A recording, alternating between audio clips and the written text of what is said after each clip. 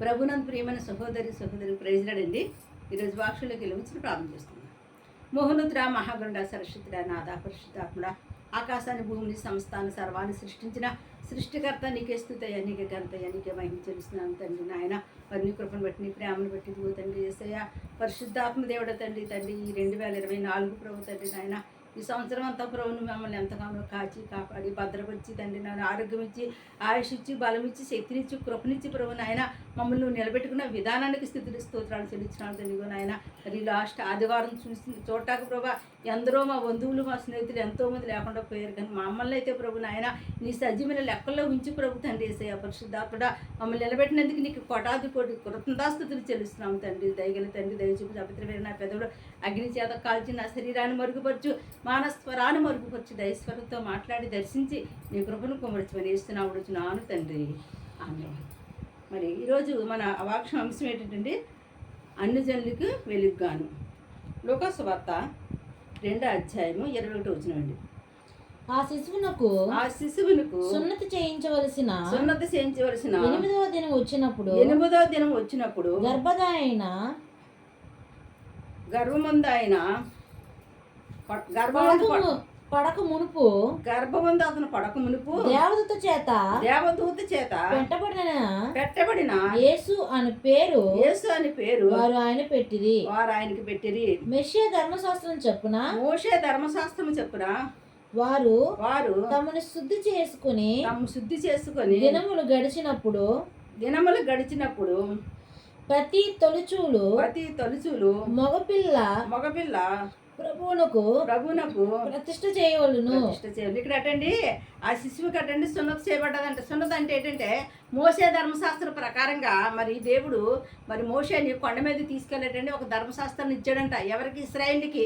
ఈ ధర్మశాస్త్రం ప్రకారం మీరు అందరూ నడవాలని చెప్పినప్పుడు ఆ యొక్క ధర్మశాస్త్రం ప్రకారం అంటే ఎవరంటే ఇశ్రాయేలు అందరూ కూడా పాటిస్తారు, నడుస్తారు.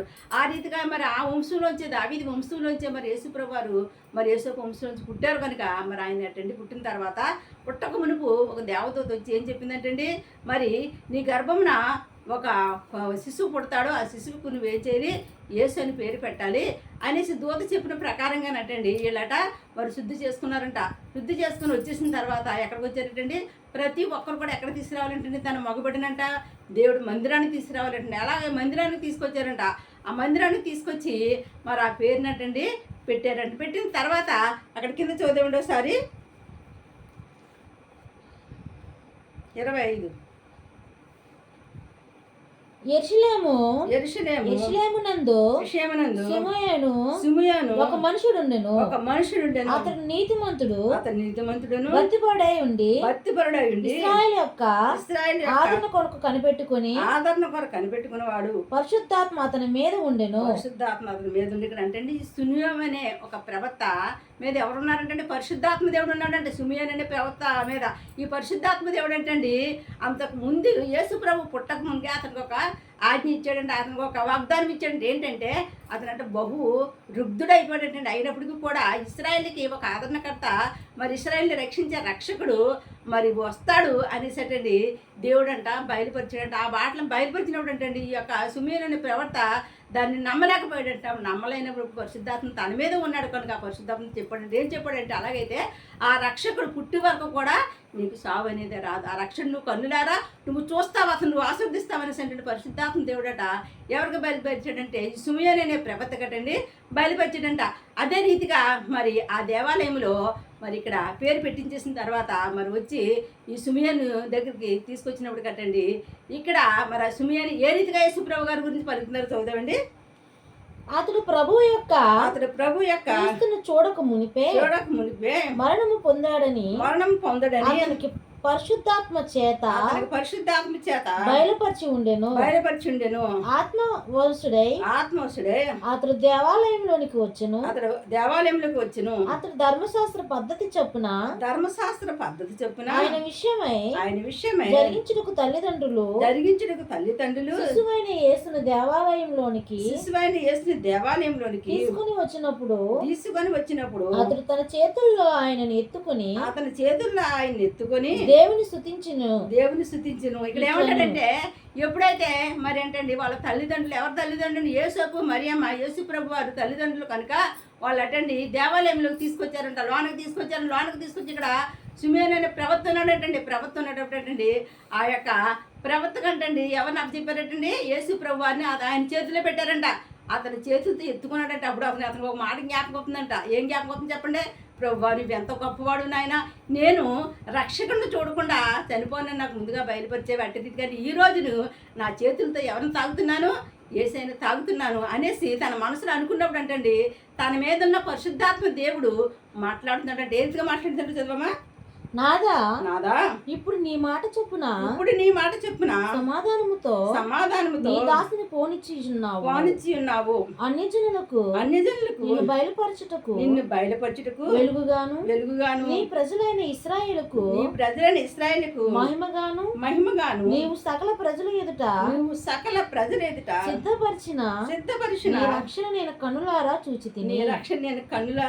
ఏమన్నాడండి? అన్ని జనులకు నిన్ను బయలుపరచుడికి వెలుగుగాను నీ ప్రజలైన ఇశ్రాయేలుకు మహిమగాను. అంతకుముందు ఏమంటున్నాడండి? నాదా ఇప్పుడు నీ మాట చెప్పిన నీ దాసునికి పాని ఇంక చాలు, నేను రక్షకుడు నేను చూసేసాను కనుక ఇక నేను ఇంక బ్రతుకుండడం వేస్ట్, నేను చనిపోతాను. కానీ ఈ యొక్క రక్షకుడు ఎవరికంటండి? ఆ యొక్క ఇశ్రాయేలుకి దేవుడు చెప్పిన రీతిగా, దేవుడు మాట్లాడిన రీతిగా ప్రవక్తల ద్వారా మరి ఏ రీతిగా అయితే కనిక గర్భవతి కుమారుని కంటది, ఆ కుమారుడికి మరి యేసు అని పేరు పెడతారు అని చెప్పిన రీతిగానటండి ఈరోజు తన చేతులారా చూస్తున్నాడంటే ఒక శిశువుని. ఆ శిశువుని ఎత్తుకున్నప్పుడు అటండి దేవుని ఆత్మ అతను పొంగిపోయి మాట్లాడుతున్నాడంటే, అయ్యో ఈ అన్ని జనులు అందరూ నశించిపోతున్నారు, నిన్నెరక నీ నామం తెలియక నశించిపోయి అన్ని జనులు అందరికి కూడా నువ్వు ఎలా ఉంటావో ఎలుగుగా ఉంటావు, ఎలా ఉంటావు, మహిమగా ఉంటావు, ఎలా ఉంటావు, రక్షణగా ఉంటావు కనుక మరి అందరూ కూడా నిన్ను తెలుసుకుంటారు. ఇక నాకు చాలు, నువ్వు ఏదైతే వాగ్దానం చేసావో మా పితరులకి ఆ వాగ్దానం ప్రకారంగా రక్షకుడు ఈ లోకానికే టాటా కృప చూపించామనేసి అంటండి ఈ పరిశుద్ధాత్మ ద్వారా ఈ సిమియోను అంటండి ఎంతగానో దేవుని ఏం చేస్తున్నాడు, స్తుతిస్తున్నాడంటే, ఎంతగానో దేవుని మహింపరుస్తున్నాడంటే. చదవమ్మా. యేసేపును ఆయన తల్లి ఆయన గూర్చిన చెప్పబడిన మాటలు విని ఆశ్చర్యపడేది. ఆశ్చర్యపడి అనుకుంటారంట, ఇదేంటి ఈ యొక్క సిమియోను ప్రవక్త కదా, ఇతను ఎప్పటి నుంచో ఉంటున్నాడు కదా, ఇతని గురించి పరిశుద్ధాత్మ దేవుడు ఇంత చక్కగా చెప్పడానికి ఈయన ముందుగానే మనం ఎవరికి తెలియదు, వాళ్ళ చెప్పినాడు మనం విన్నాం, కానీ ఈయన గురించి ఇంతవరకు మనము ఇతన్ని మనం వినలేదంటే, ఎందుకంటే అతను చాలా వృద్ధుడు, మరి కళ్ళు కూడా మందగించిన సమయంలో చాలా రుద్రాపాయంలో ఉన్నాడు కనుక గబుక్కుని ఎవరు కూడా ఎక్కడికి వెళ్ళండి ఆ సిమియోను ప్రవక్త దగ్గరికి వెళ్ళరు. వెళ్ళి వాళ్ళు ఏదైనా అర్పించుకోవాలంటే అర్పించుకోవడం, సన్నిధికి వెళ్ళడం, రావడం చేస్తారు తప్ప కానీ సర్వసాధారణంగా ముఖ్యమైన విషయం అయితే మాత్రమే ఆ సిమియోను ప్రవక్త దగ్గరికి వెళ్తారు. ఆ ప్రవక్త దగ్గరికి వెళ్ళినప్పుడు ఈయన అందరూ చెప్పడం విన్నాము, కానీ ఈరోజు మన బిడ్డ విషయమే దేవుడు స్పష్టంగా మాట్లాడాడు. మరి మన బిడ్డ ఎలా ఉంటాడంటండి?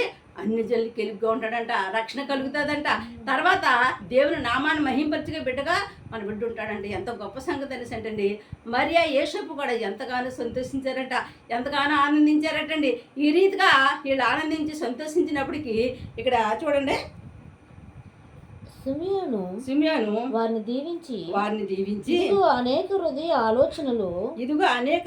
ఆలోచనలు బయలుపడినట్లు ఇశ్రాయేలు అనేకులు పడుటకు తిరిగి లేచుటకును వివాదాస్పదమైన గుర్తులుగా ఈయన నియమించబడి ఉన్నాడు.